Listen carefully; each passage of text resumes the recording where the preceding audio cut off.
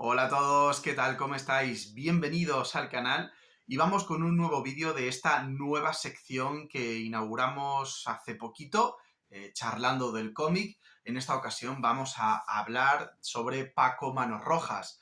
Vamos a leer este párrafo inicial que nos mete la obra de Frank Senatier, que es presidente de la Asociación de Historia Penitenciaria Fatalitas. Y bueno, es una sección donde en principio lo que vamos a hacer es esto. Vamos a coger obras que a mí personalmente me hayan gustado, que tengan un contenido de extra interesante y que nos puedan aportar y enriquecer más. Puede que sea algo aburrido, porque vais a verme leyendo un texto, pero quiero que sea algo que nos enriquezca, algo que aporte más al cómic y a nosotros como lectores, algo que nos enseñe, que nos cultive, que nos atrape, que también nos sirva para identificar en un contexto la obra, más allá de lo que el propio cómic nos puede contar. Para la gente que haya leído el cómic es una forma de poder seguir charlando del cómic. Para la gente que aún no haya leído el cómic y tenga dudas sobre si leerlo o comprarlo o no, es una forma de quizá también decidirse, conocer más sobre el cómic, conocer más sobre lo que nos van a contar, porque a lo mejor la reseña no te ha sido suficiente. Pues bueno, quizá esto te ayude. Quiero que me ayudéis un poquito a pulir esta sección, porque es verdad, es lo que he dicho, vamos a leer un fragmento, un texto, puede resultar algo coñazo. Pero yo quiero que esto sea como un podcast. Quiero que os lo pongáis de fondo y vayáis analizando lo que voy diciendo y que me vayáis comentando aquello que os venga a la cabeza. También quiero que me dejéis en comentarios si preferís esta opción más orgánica, donde, bueno, yo estoy aquí, vosotros me vais a ver como si leyese en mi casa, que es lo que estoy haciendo. O si preferís tener la voz en off con imágenes del propio cómic, ya me vais comentando y vamos mejorando esta sección en caso de que os guste. Pero bueno, tenemos esta obra para Paco que nos publica Norma Editorial, es un cómic europeo y es un cómic muy interesante, un cómic histórico, reflexivo, que nos cuenta la situación de los presos en la Guayana Francesa y más concretamente vamos a vivir todo ese periplo, todo ese castigo, toda esa condena a través de la figura de Paco, que es nuestro protagonista. El texto inicial nos pone en un contexto histórico de lo que es o era vivir en esas cárceles, en esa prisión de cadena perpetua, y la verdad es que es muy interesante. Se titula Para Paco. Paco podría haber sido Papillon, René Belnoit, Charles Hood o Raymond Baud. Es todos esos hombres al mismo tiempo. Uno de esos hombres anónimos salidos de los tribunales penales a los que Francia, durante 100 años, envió a las antípodas para que se pudrieran en las cárceles de la Guayana francesa. La prisión no era solo una privación de libertad, era sobre todo un infierno en el que la supervivencia era una lucha diaria. Inicialmente la idea parecía buena, la redención a través del trabajo, usar mano de obra convicta allí donde pudiera ser útil. La abolición de la esclavitud en las colonias y la llegada de la máquina de vapor habían creado una necesidad real, y la tentación política era demasiado fuerte. Así, siguiendo el ejemplo de Inglaterra, Napoleón III modificó el sentido inicial de la ley para deshacerse de opositores e indigentes. Los enviaron lejos, muy lejos de la metrópolis. Con estos primeros párrafos conocemos en esencia lo que es la obra de Paco Manos Rojas. Vemos el sufrimiento que tenía el condenado, ya no solo porque era condenado a cadena perpetua, sino porque era alejado por completo de todo su entorno, de toda su familia. Era enviado desde Francia a una isla perdida de la mano de Dios, que era la Guayana francesa. Continúo. A partir de 1852, algunos presos fueron llevados a través de los océanos en barcos destartalados, flateados por el Ministerio de las Colonias, a razón de unas 600 unidades por viaje, hacinados como animales en las bodegas, en condiciones solo algo mejores que como lo hacían con los esclavos algunos siglos antes. Y sin embargo, había reglas. Todo estaba regulado por la administración, desde la vestimenta, definida al detalle, hasta los gramos diarios de comida, pasando por el tiempo de paseo diario en cubierta. Casi todo, en realidad. pero una vez encerrados en el presidio, en jaulas colectivas de 70 u 80 individuos, la ley del más fuerte era la que se imponía. Una vez que llegaban a Saint-Laurent-du-Maroni, la ciudad penitenciaria, se les reorganizaba según su clasificación o las necesidades de la administración. Los de tercera clase servían para los trabajos más arduos, en los campamentos forestales o en la hipotética carretera colonial, lo que significaba una esperanza de vida de unos meses, unos años a lo sumo. Desde ahí, ascendiendo a la primera clase, se abrían puestos de trabajo con mayor privilegio, en los servicios generales o como sirvientes en las casas de los guardias, lo que era un chollo. Y para criminales más destacados, las estrellas de París, como los llamaban los periodistas, la isla de salvación, de la que escapar era tan solo una quimera. Es fácil comprender que la institución se limitaba a mantenerse a sí misma como una guarnición con sus trabajadores de mantenimiento, cocineros, carpinteros y pintores, pero sin preocuparse realmente del desarrollo de la colonia, que era la menor de sus preocupaciones y, sin embargo, la justificación misma de su existencia. La verdad es que es interesante el ver cómo al final una administración lo que quiere es que sus servicios funcionen bien. Pero en este caso la peculiaridad es que se la sopla quien esté ejerciendo esos servicios. O sea, no son presos, son esclavos. Y es verdad que nos vamos a 1850, pero es que en ciertos países no resulta muy alejado ese tiempo y por desgracia se vive esta situación o se siente bastante actual, que es la pena y es quizá también con la crudeza con la que se narra esta obra. Continúo. Encabezado por un director casi tan poderoso como el gobernador de la colonia, el territorio penitenciario de Maroni actuaba como un reino en miniatura, con sus propias leyes y costumbres. Una miriada de guardias militares y empleados administrativos mantenían el orden, tratando por todos los medios de mejorar su propia vida, sin molestarse en aprovechar los miles de brazos que les eran enviados una o dos veces al año, vaciando las prisiones de la Francia europea. Hay que decir que tanto desde el punto de vista financiero como humano, la fuente parecía inagotable. Feliz de deshacerse de los alborotadores, la Asamblea Nacional votaba cada año un costoso presupuesto de funcionamiento, y bajo las órdenes del muy poderoso Ministerio del Interior y del Ministerio de Justicia, la administración penitenciaria reponía los contingentes de condenados debilitados por las numerosas muertes o fugas. Todo ello jaleado tanto por la población local como por los cargos electos de la Guayana, encantados de aprovechar estos beneficios financieros que mantenían vivo el comercio local y proporcionaban mano de obra barata. Políticos, comerciantes, funcionarios, todos parecían satisfechos con la situación que les permitía, si no enriquecerse, al menos llevarse algunas migajas del pastel. Sin embargo, los que nunca vieron ninguna ganancia fueron los principales afectados, los propios convictos. Ya fueran deportados políticos, transportados, es decir, condenados a trabajos forzados o relegados, su esperanza de vida en aquellas tierras inhóspitas era de entre 2 y 5 años. En 1890, Élisée Reclus evocó las tierras notoriamente insulares, cómplices involuntarias de una pena de muerte que sin querer ser nombrada se rebautizó como guillotina seca.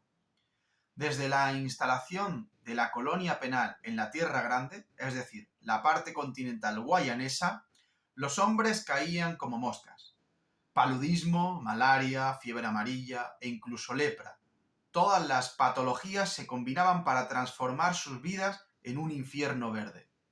Las estadísticas hablaban por sí solas. En 1882, 30 años después del inicio del experimento penal, cerca de 30.000 convictos fueron enviados a la Guayana francesa. Sin embargo, el 31 de diciembre, su número era solo de 3.392 individuos.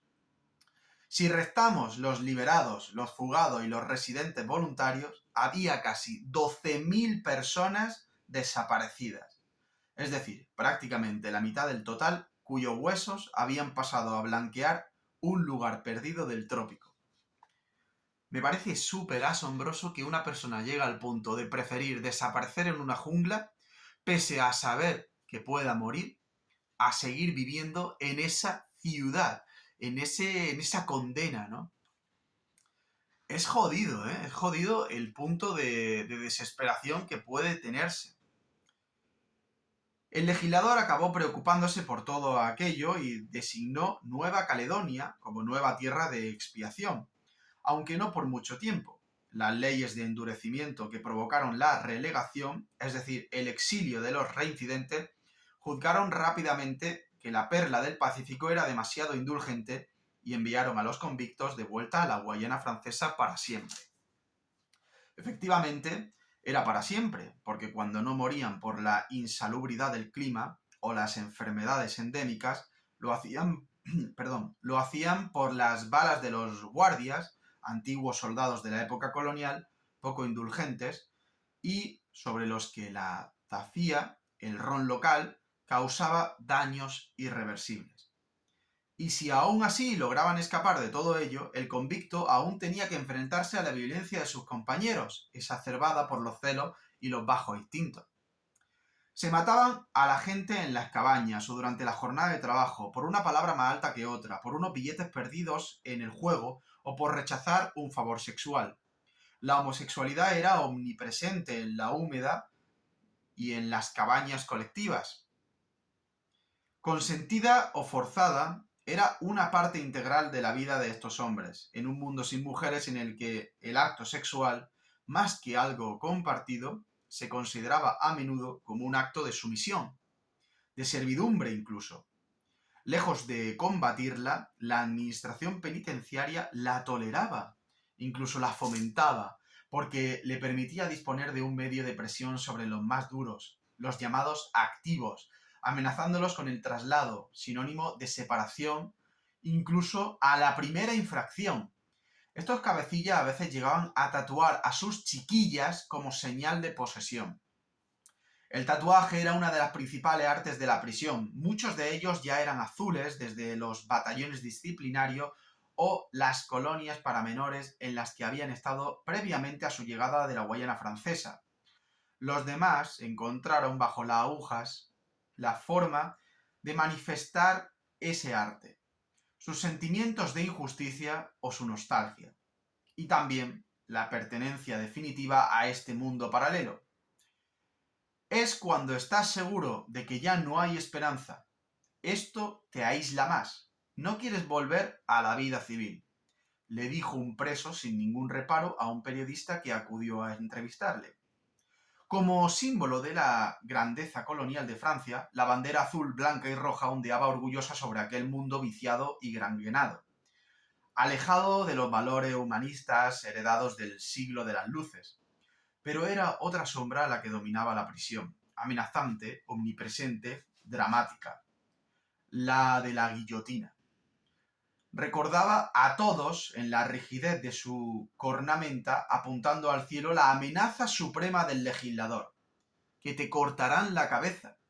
Sin embargo, para algunos condenados o liberados, que mendigaban como perros hambrientos para obtener unos pocos alimentos, a veces podía parecer una liberación.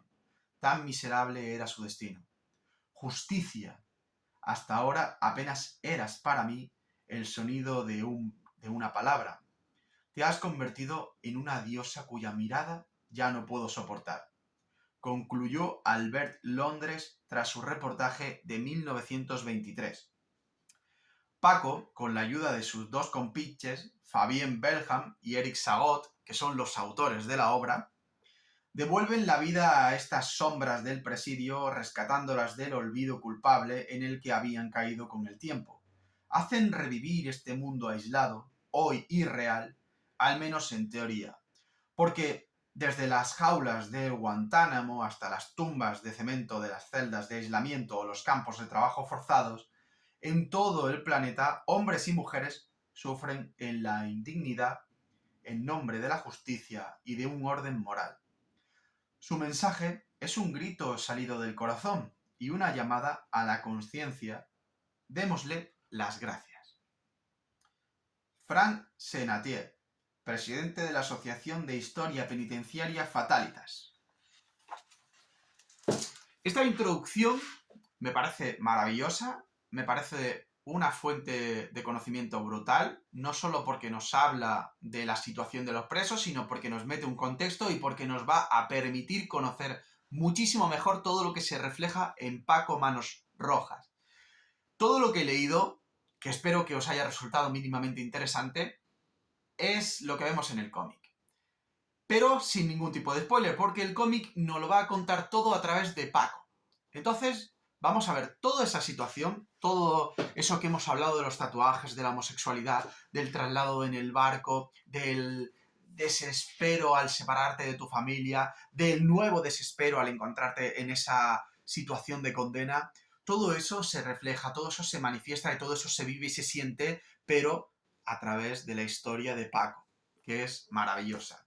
Luego el cómic, ojo, el cómic tiene un montonazo de extras, que es que vemos ya aquí un cuaderno gráfico donde vamos a ir mostrando algunos. Bueno, tenemos fotografías reales, que son una pasada, porque vemos, claro, vemos unos barcos que son una mierdecilla repletos de gente, ¿vale? Espero que se vea bien porque no he querido poner la luz a tope. Y bueno, luego tenemos toda esa composición de páginas, del trabajo artístico del dibujante. Esto es maravilloso, la verdad. Tenemos Eric Sagot, que tiene un estilo muy peculiar, pero que narrativamente es una pasada. Y luego tenemos esto que es como una especie de collage, ¿vale? Bueno, o de fragmentos de los personajes. Imagino que será pues parte del trabajo de desarrollo, ¿no? Del autor. Pero la verdad es que es interesante. Es un material extra también diferente, pero que a mí personalmente me ha gustado mucho. Y luego, pues más composiciones de página, aquí ya más formadas, ¿vale? Esta es la portada, que es precisamente una de las frases más rompedoras del texto que hemos visto, ¿no? Como al final, o sea, a todos los presos de la Guayana veían esto recordándoles, ojo que estamos haciéndoos un favor, que es que estáis aquí, pero podíais estar aquí. Lo que no sabe la administración es que el preso muchas veces llegará a preferir esto a esto. O sea, es jodidísimo.